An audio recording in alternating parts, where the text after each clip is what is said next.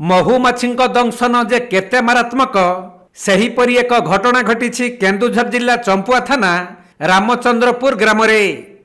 ମହୁମାଛି ଆକ୍ରମଣରେ ଜଣକର ମୃତ୍ୟୁ ହୋଇଥିବା ବେଳେ ଅନ୍ୟ 2 ଜଣ ଆହତ ହୋଇଛନ୍ତି। ମିଳିଥିବା ସୂଚନା ଅନୁଯାୟୀ ରାମଚନ୍ଦ୍ରପୁର ଗ୍ରାମର ନିରାଶ ମୁଣ୍ଡା, ତାଙ୍କ ନାତି ରାଜା ମୁଣ୍ଡା ଓ ପଡ଼ୋଶୀ ମାର୍କଣ୍ଡ ମୁଣ୍ଡା ଅନ୍ୟ 2 ଜଣଙ୍କ ସହ ମିଶି ଗାଁ ଜଙ୍ଗଲକୁ ଛେଳି ଚରାଇବା ପାଇଁ ଯାଇଥିଲେ।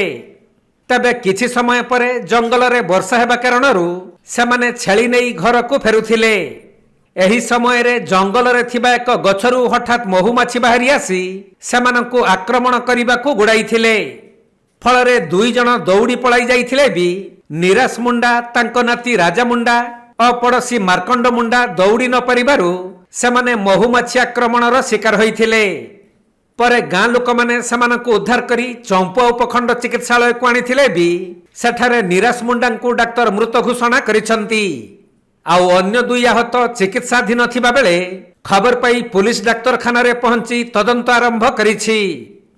କେନ୍ଦୁଝର ଜିଲ୍ଲାରୁ ଦୀପେଶ କୁମାର ବେହେରାଙ୍କ ରିପୋର୍ଟ, କୋଣାର୍କ ଲାଇଭ୍।